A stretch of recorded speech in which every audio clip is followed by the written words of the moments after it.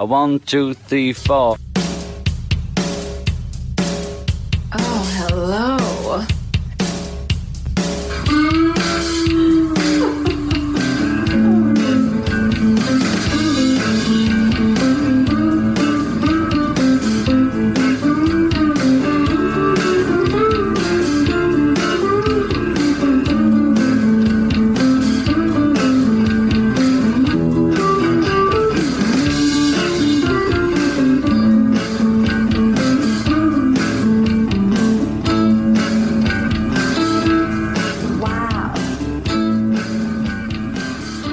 Serious rock talk back on the dial, traveling at a speed of 33 1/3 RPMs, where the vinyl will bring you to your preferred destination. On with the show, ladies and gentlemen. Yours truly, Kennedy, is back in the Joni Sadler studio here, and in the booth across from me, a man that was seen dating Bridget Bardot back in the day. Good Lord. None other than... I don't know what day or year that would be, but Dr. Ian Clark. Yes, you had a little boyhood crush on her. Oh, who didn't? And in the studio with us, the multi-talented, the multi-vocalist, one who actually shared love texts with Justin Bieber.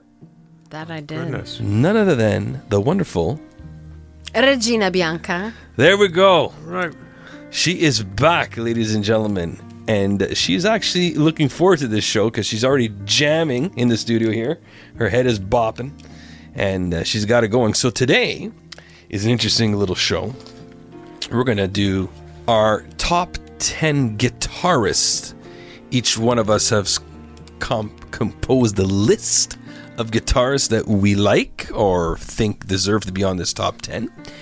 And you could share a little bit of tidbit information on it. So, like they say, age before beauty. Dr. Clark, would you want to lead it off? I am considered a beautiful... No, yeah. Top 10 guitarists. I kind of retitled this to 10 guitarists who moved me. Like, I don't know about top 10, but these guys, I'll go through this and try to give an indication of why I think they're special. Well, what we're going to do, actually, we're going to bounce it. We'll go Clarky. Okay. The Queen. Me, Clarky, the Queen. You know what? That's what you're going to have to call me from now on. As long as you don't call me the Queen. Regina. Everyone knows in Italian Regina means queen. So, Dr. Okay, Clark. We'll do that. Yeah, go with your 10. The one that you have on, not your number one. Numero uno. I'll start. Mine are in no particular order, so it doesn't matter. Here we go. Okay, fine. I just kind of rock and roll springtime. Well, number one is painfully obvious to me. It's Jimi Hendrix.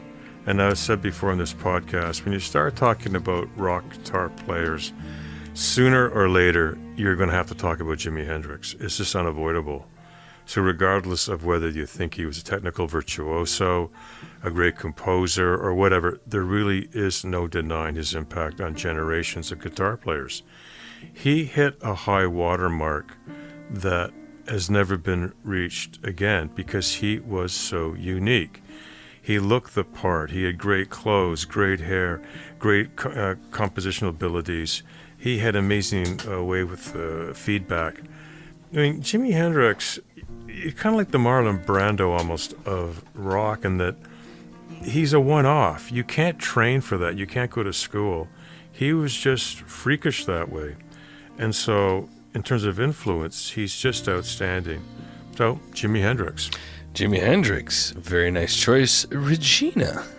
I thought you said age before beauty. That would insinuate that... He's age. You're beauty. Oh, but where do you fit in that? I'm the jester. That's what I thought, too. I'm the jester. Really? I have to compare you with Regina. I don't know, Paul. She's the guest. I'll go. Well, she is better looking than me. Like, come on. I have to say that. I have to admit that. Of course. Okay. I will say I like how you started this off because I would like to start my first by a quote from Kelly Clarkson. And this is a quote that she had said on her show to Selena Gomez. And it was in response to Selena Gomez saying, you know, I know there's people out there that don't think I'm the best singer, but I put out the art that I love. And it was the first time I was able to actually put music out that meant something to me and that really captured my feelings and who I am. And Kelly Clarkson responded, the best singer is not the loudest. The best singer is the one that moves you and can come from different sounds and different styles. So Yeah, I agree with that. it's on the realm of what inspired or who inspired me. And it's not necessarily the most talented, the loudest person in the room. It's just what spoke to me. So here to kick it off, because I think this is what really allured me to the art of electric guitar, Orianthi. Oh, yes. Yeah, sure. So the first time I was introduced to Orianthi was she played at Michael Jackson's funeral, actually. I Yeah, was that's right. so mesmerized. I'm like, who is this badass? First of all, female, so represent. She won Breakthrough Guitarist of the Year in 2010.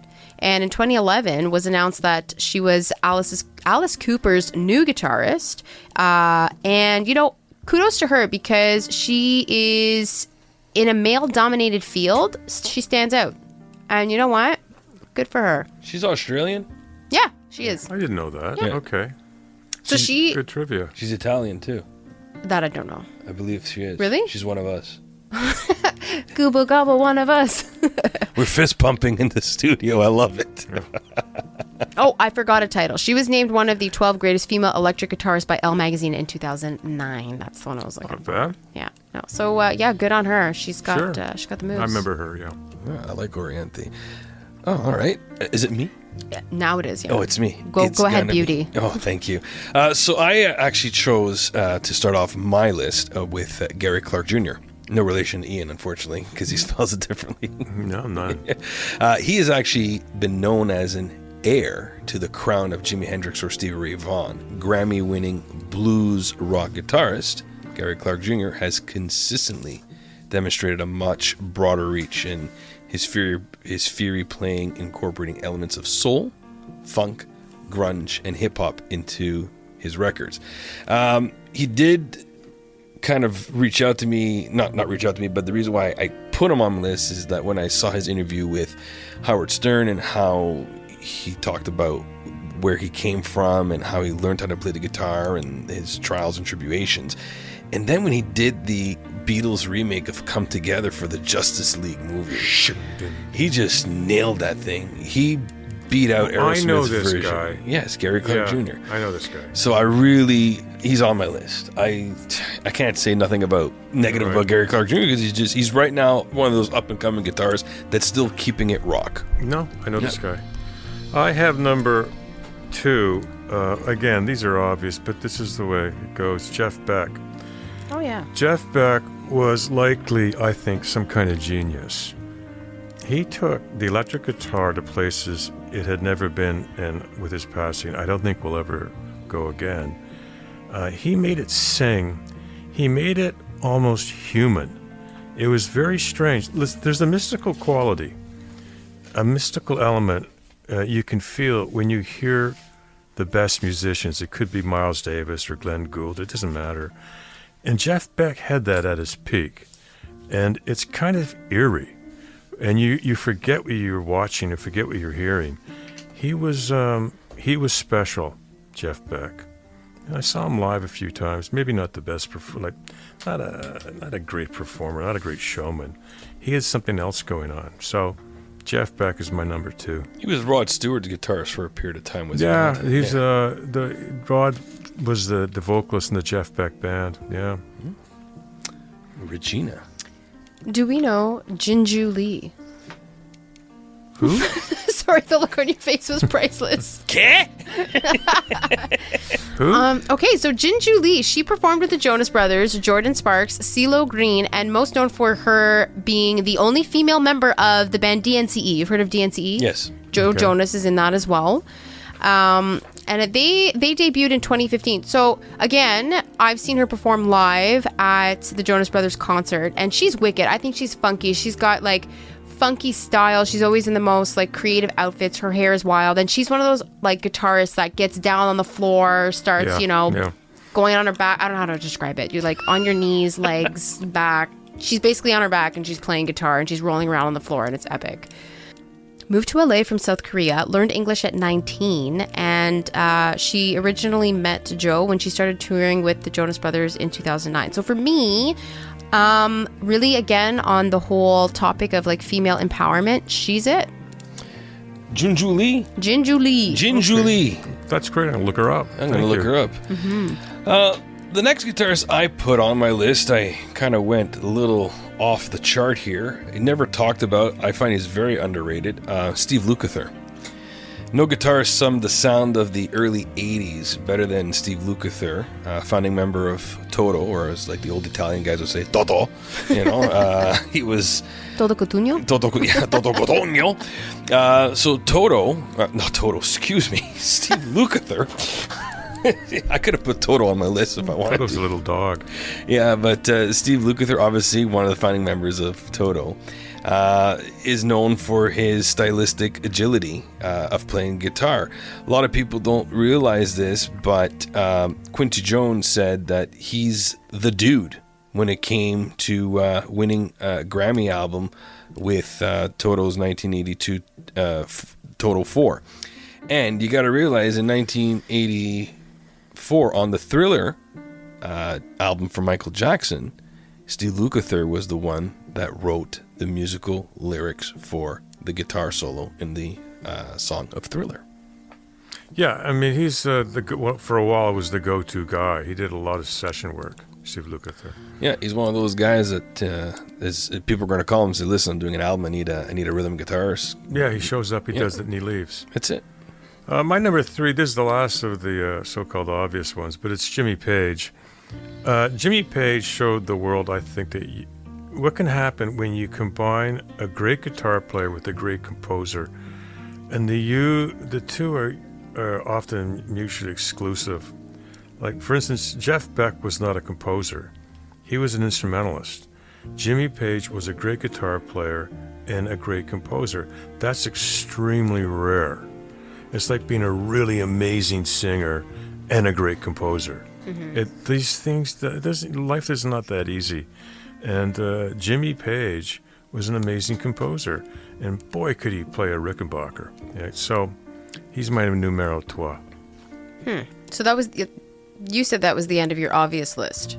Yeah, after this, these guys are a little more offbeat. Okay, interesting. Like the first 3, Hendrix, Beck, Page, I mean, I can't go wrong, right? Because you can't go wrong with Page. They're gods. Page is the god. So yeah, I'm gonna go in the opposite direction where the next 2 are kind of still on the obvious list for me. Eddie Van Halen. Sure. Invented the 2-handed fret tapping, the Frankenstrat, which, funny enough, my dad and I recreated. Wow. Frankenstrat, yeah. So we bought like the parts of the guitar, and like we had placed like tape, really? Spray painted it in different I know what layers. you did. Yeah. Yeah, there's a kit you can get too now. It's so famous, that guitar. Mm-hmm. So we haven't pieced it together. We just did like the actual like paint of it, but now we got to put the neck on and do all that kind of stuff. And it's been years since we've done it, but now my dad's like finally getting the individual parts for it. Anyway, that's where that comes from. And yeah, I'm mesmerized. I can sit and watch Eddie Van Halen just go to town on his guitar for hours, and I'm just like, how? My brain can't even comprehend. As someone who's like starting to learn guitar, I'm just like, I can't watch as much as I want to like watch this. I can't because it'll discourage me. Like, how? Yeah, he's definitely talented. Oh, he's very gifted. That's a very good choice. I went totally off script that no one's ever gonna guess I put this one here. Ian, you're probably gonna fall back right now. Susan Tedeschi. I know that name. Yeah. Her musical partner and husband, Derek Trucks. Yeah. They're both really good guitar players. That's right. They get more coverage he gets more coverage for his fret work, but Tedeschi is the secret sauce of the pair. She is. That's what they say. She's really good. For Tedeschi, Trucks band lending a healthy dose of freewheeling soul and blues to the outfit's take on American roots music. So I put her on there. They compare her to Bonnie Raitt. Yeah, they're like these earth mothers. They're really solid. And that's an interesting choice. So, I figured you'd appreciate that one, and keeping it Regina's girl power, thing, a little love for the ladies. So, Dr. Clark, who do we have next that's not so obvious? This is not quite so obvious, a guy named Rick Derringer. Rick Derringer made the electric guitar exciting. As I said, he was with the McCoys back in 1965, and he graduated into the Edgar Winter group, I guess. And whenever I play his stuff, there's something about it. There's so much energy in his fingers, and he never hits the wrong note. And so anybody listening, I encourage you to check out some of Rick Derringer's, especially the Edgar Winter stuff. You just can't go wrong. He's a very powerful guitar player. That's my number 4. Very nice. Regina? My number 4 is Keith Richards. Ooh, interesting. Yes, nice choice. I know. like Throw in some Rolling Stones. I know we got some Rolling Stones fans in the building. That's me. I know. He just had the look for me. There was nothing that he did that was like overly exciting or like the best of the best. But if you look at him on stage, he just had the presence. To me, he's everything that embodies rock and roll. You don't find him attractive at all? No. Okay. Just want to make sure. I find Johnny Depp's, because for his character of Jack Sparrow in Pirates of the Caribbean, he modeled his behavior off of Keith Richards. Big time. Yeah. Yeah, that's right. So I find his rendition of Keith Richards attractive, but do I find Keith Richards attractive? No. But Johnny Depp, yes. 100%. Yesterday, today, and tomorrow. And Leonardo DiCaprio. See, it goes back to the whole Nick Carter thing. He's got this baby face going on where he just doesn't age. He's one of us. He's half. No. Yes, he's half German. Leo? Yes. Son of a gun. That's it. Okay. He's off the wheel. Good choice. Thank you. My other choice here, now if Stephen Wheeler was here, he'd be like, oh, yes, I know you were going to choose him. Kim Thile from Soundgarden. That's right. He's the resident bearded riff wizard. That's what they call him. And he's experimented with a wide range of alternative tunings. He's one of the interesting fact about this guy is that he's actually got a PhD at a university level. He actually teaches at he was actually teaching at one of the universities, and it's not a PhD in music, which is kind of interesting. Yeah. So everyone knows him for Black Hole Sun, Spoon Man, and the others. Those are the two big songs. Everyone knows that, Black Hole Sun and Spoon Man. Yeah. So he's just on there because to me he's always been that stable rhythm guitarist. Obviously everyone knows Chris Cornell was the guy and whatever, his little oozing machismo with the the wife beater T-shirts and the hair. But Kim Thile, the bearded resident, that's the guy. That's on my list at number 4. Okay, my number 5 is Robbie Krieger. Robbie Krieger of The Doors was and is foremost, I really think, of a jazz guitarist that somehow got involved in rock and roll, and it was a style that suited The Doors music perfectly. The Three Doors instrumentalists, so there's John Densmore drums, Ray Manzarek organ, and Robbie Krieger. But they gave the lyricist and the singer Jim Morrison a really interesting background to work with. The Doors don't and didn't sound like any other band, and that is very, very rare, very odd. Most bands sound like their contemporaries, more or less. The Doors didn't, and they still don't 50 years on. And he wrote some of their great songs. In fact, the first song Robbie Krieger ever wrote was Light My Fire. Like, a number 1 hit international. The guy is a surprising dude, and he's still touring. So that's my numero 5. My number 5, now we're heading in the more tamer direction. John Mayer. So sure.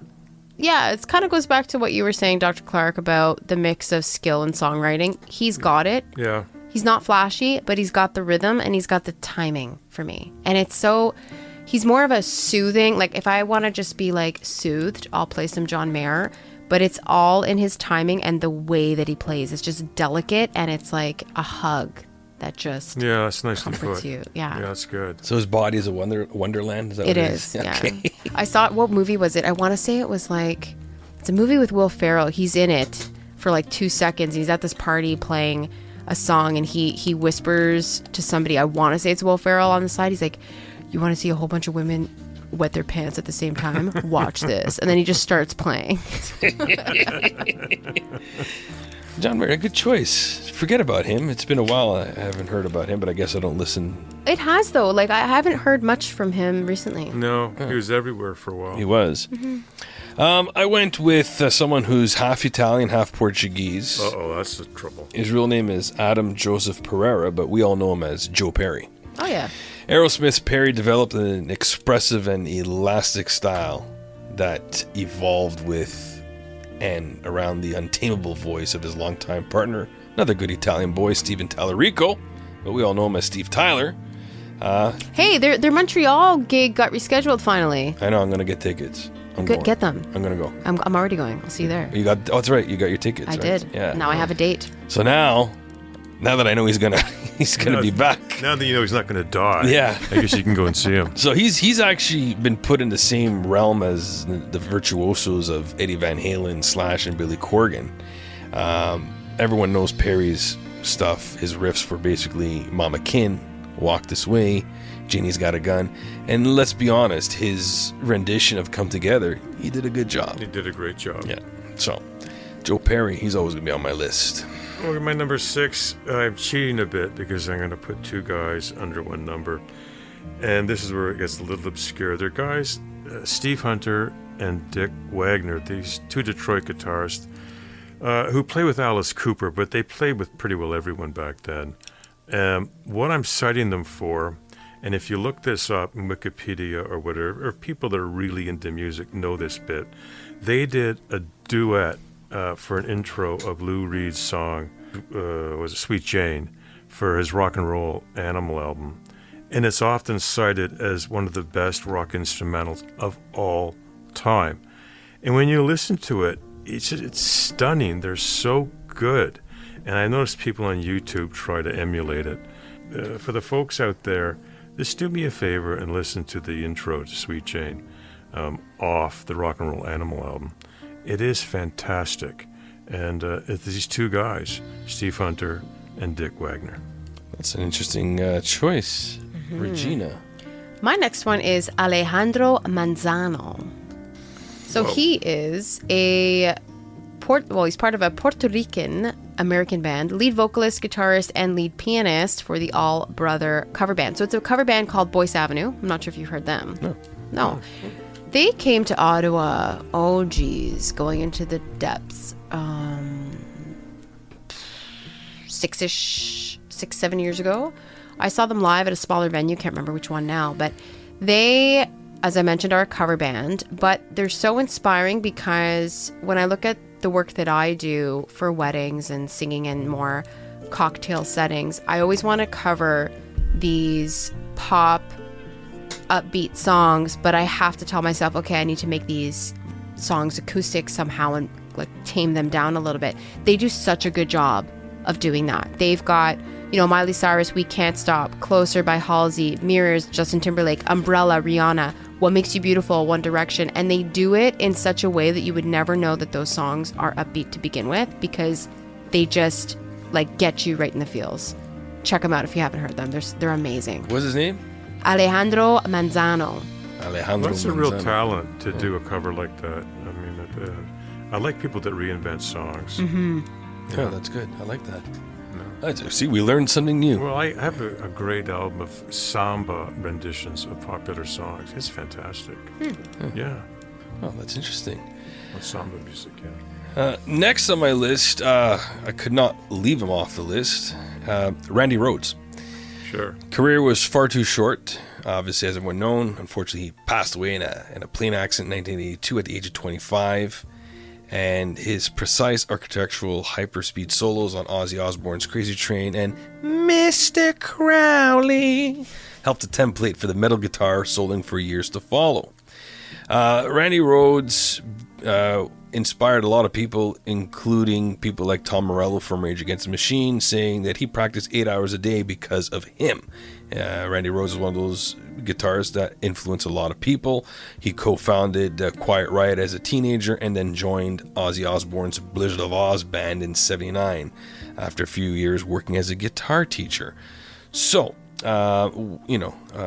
he's praised by people like Nikki Sixx. He's praised by Tom Morello. He was praised even by Ozzy. Ozzy definitely misses him, and that's a very touching point when you talk to Ozzy about him, because obviously he's sad because it was one of his best friends. So he's known for Crazy Train, Mr. Crowley, and Diary of a Madman. Everybody, he was a fantastic He guitar was player. fantastic. Dr. Clark. My number 7. Okay, I'm going to cheat again here with He two likes guys. cheating. I know, I see that. But that's just the way I roll.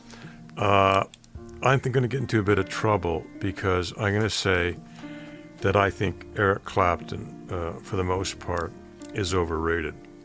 I think he's a great guitarist, but there are many great guitarists, sure. Certainly he's one of the most ambitious great guitarists. In the 1960s, he became the focal point of what a great guitar player was, just like, say, Raquel Welch became a focal point for what a sex symbol was in the 1960s. People need focal points as a type of shorthand. It doesn't really mean much aside from media hype. But when Clapton got together with Duane Allman of the Allman Brothers, and they cranked out a song called Layla, one of the best rock songs ever written, in my opinion, my top 5. Something very special happened, and Clapton reached the stratosphere, and he never really got there again, I don't think. So when you listen to Layla, you're listening to electric guitar playing and rock songwriting at their best. That's my number 7. Very nice. Regina? Have you heard of an individual named Mod Sun? No. Yeah, so this is interesting because not a lot of people know this about me. I get into these phases where I'm just like, I need some punk. Give me some punk. Sure. So he's kind of like, you guys know Machine Gun Kelly? Yes. Yeah. Similar styles. They actually are really good friends. And he's kind of, honestly, I think he's underrated.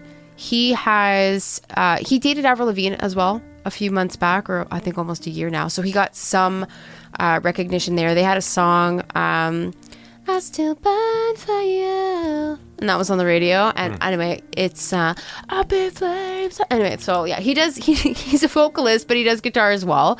It's got like a punk vibe to it, but I just think he's so talented when because he puts a lot of his stuff on Instagram. So he talks about like how he makes songs. He'll often put like raw clips of him doing music, and you see how he pieces them together, and then you listen to the final product ultimately when it comes out.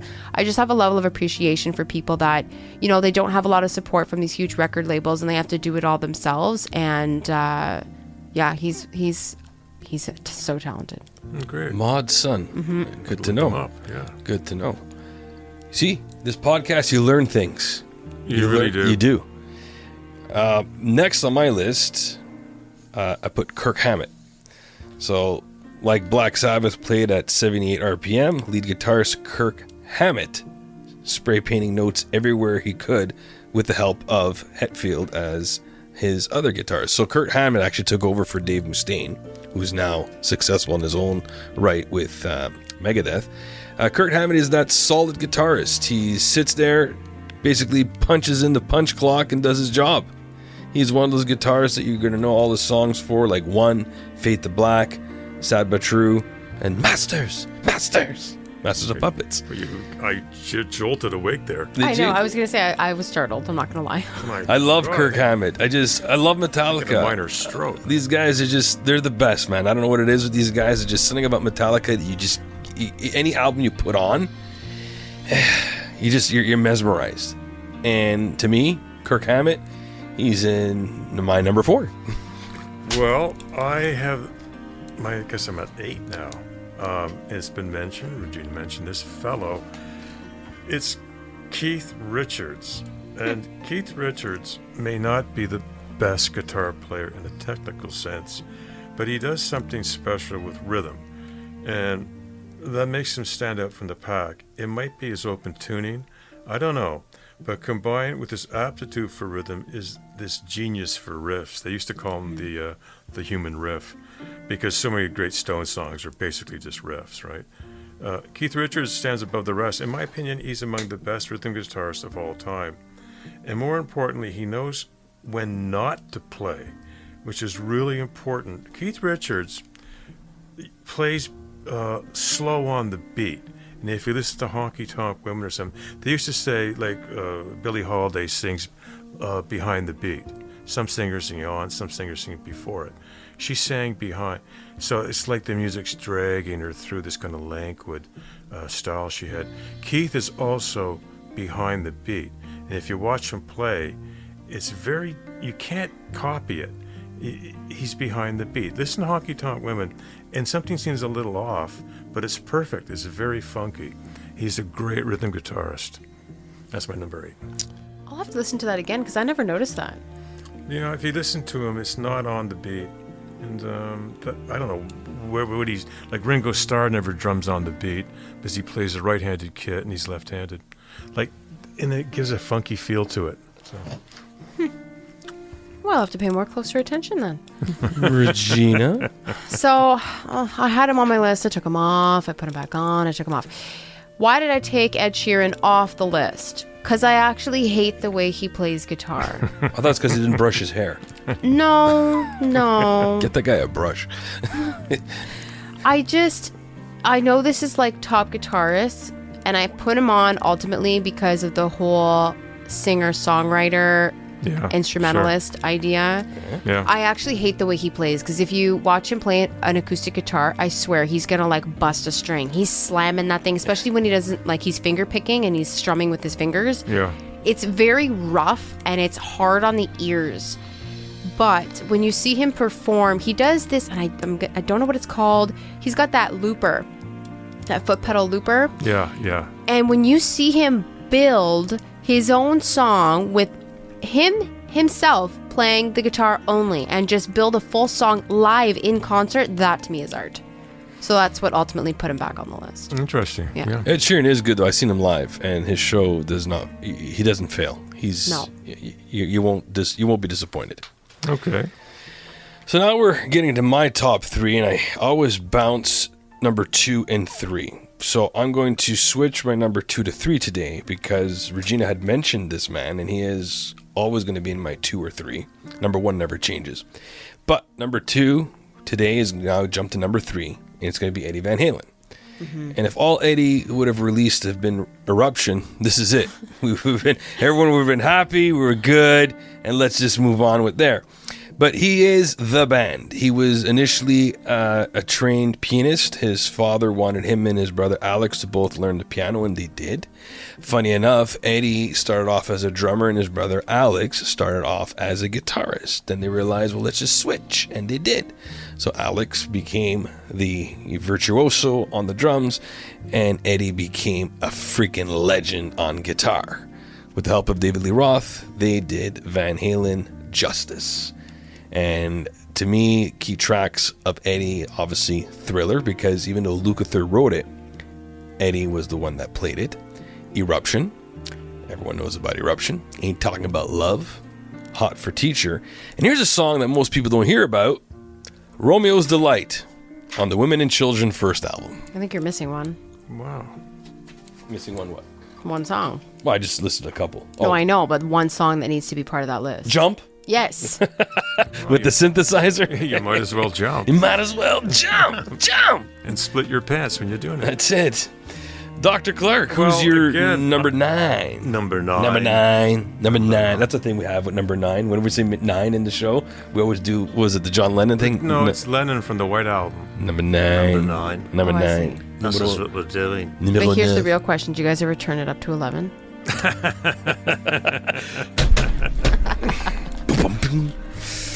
What do we got here? Yeah, again, a bit of a cheat. When I put this list together, I naturally assumed we'd be talking about lead and or rhythm guitarists, but I'm going to sneak into bass guitarists because I think they changed the way rock bass was or is played, and I'm talking about Paul McCartney and James Jamerson.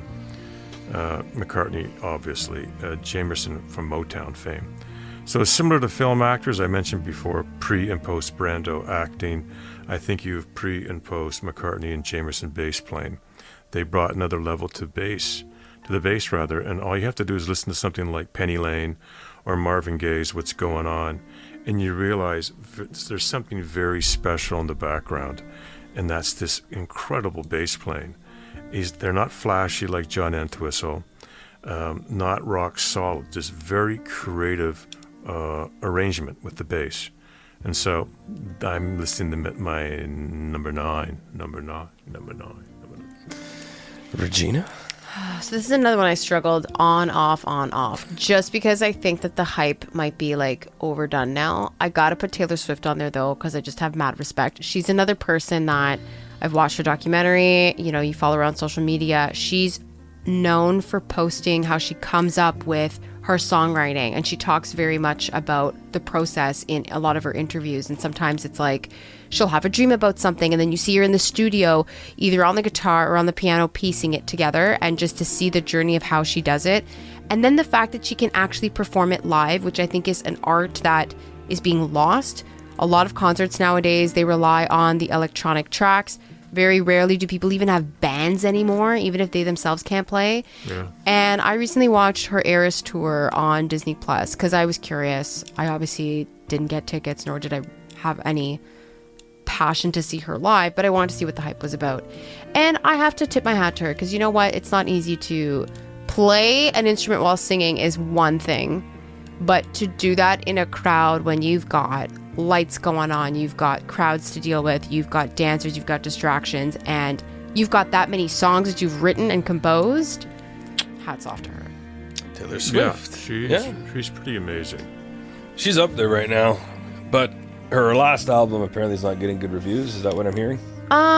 So people are kind of like, I feel like critics are afraid to critique it properly. I want to say that she got like Rolling Stones gave her like a 10 out of 10 or something. Oh, of course they do. They're pitiful. They're always trying to seem so hip. Yeah. That they would, we don't belong to the 60s. Well, you do. So they go overboard in Taylor Swift or any new artist.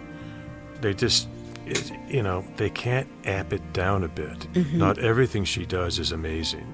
Agreed. Right, she got ripped on this one, and Beyonce's getting ripped on her phony country album. That you got what Garth Brooks. Yeah, even Garth Brooks is being. She called the Grand Ole Opry and said, I want to go play, and they're like, no, it's not how it works. No, you have to earn the Opry. Yeah. And they said never in 164 years of this history has anyone ever requested to be invited. We invite you. Yeah, no kidding. Who are you? So Reba McEntire told her, you know what, girl? Latino out. I even heard this morning Jason Aldean turned down like a few $1 million. 20 million. Yeah, is that? Yeah, I thought it was like million. 3 in my head, but turned down 20 million to do a duet with her. Goes, she's not country. 20 Sorry, the way you said that, country. She's not. Yeah, but this is the thing, and this goes back to that whole point, right? I know what this is all about, and this is because she wants to get that Grammy for Album of the Year. I know. Everybody knows that. And and her husband this year said, "Oh, Grammys, get it right or close to right." Really? Okay. Did she deserve a Grammy for Best Electronica Song so she could beat Sir George Solti, the composer from the Chicago Symphony Orchestra, who had 31, and they had to give her the 32 to make her win? No. Get out, man. He pulled a Kanye. And what's funny is when Kanye did that to Taylor Swift back in the day, it's funny that it was both, like, Taylor Swift was the victim in like both those situations. It's like, give it a rest, let it go. Yeah. So hopefully, you know what? Really. I'm glad country. Like, you know what? Nah, sorry, man. You don't. And it's not even. It's not even good. She ripped off Franklin the Turtle. Yes, I know.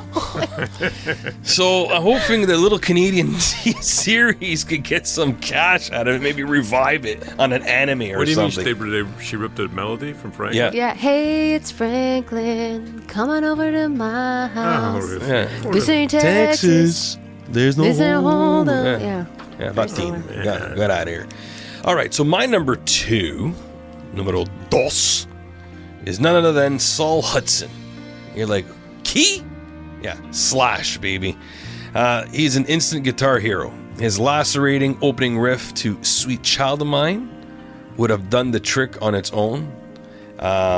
Just his demeanor, his stance, the way he stage presence, the way he does the finger tapping, songs that he's known for, Sweet Child of Mine, Welcome to the Jungle, Night Train. He's done so many riffs with Izzy Stradlin that made GNR who they are today. He's toured with Michael Jackson. Miles Kennedy and Conspirators called him in. He was with Velvet Revolver. Slash's Snake Pit. Slash is just an icon. All you need is a stovetop hat, the curly hair, a little cigarette hanging, and there you go. To me, Slash, like I said, everyone knows my top three, and Slash and Eddie always jump between 2 and 3 depending on how I'm feeling. Today I was feeling Eddie had to go 3, Slash is 2. Unfortunately, they never make number 1, but it's okay. I'm curious now to hear what your number 1 is. You'll see. So, that's my number 2. I love Slash, and to me, he does no wrong, and Guns N' Roses without Slash, no, that wouldn't happen. I like Axl, but he needs Slash. Yeah. Slash don't need Axl. Agreed. Okay, my last one. How can I frame this? John Lennon famously said before Elvis, there was nothing. Well, before Chuck Berry, there was nothing. We wouldn't even be sitting here. Chuck Berry is the godfather of them all. Before Chuck Berry, the electric guitar was primarily used in jazz. People like Django Reinhardt. Guys had great success with it, and Chuck Berry made the electric guitar exciting, especially with his signature riff, which everybody knows. And he was a great songwriter. He's highly influential. When you talk about rock and roll, you have to talk about Chuck Berry at some point. Whatever you think of him, he started it all. So my finished line here ends with Chuck Berry, and I think it's a good place to finish. That's a very strong finish. Yeah, I was going to say, I'm like, how can I follow that up now? Well, Miss Queen. So I originally tapped it, not even 210. Some, like I said, some of them I have to add, remove. And this individual just came to me as we were sitting here because I have to give some mad props to Kevin Jonas. And the reason is, okay, again, these are in no particular order, but just thinking about it.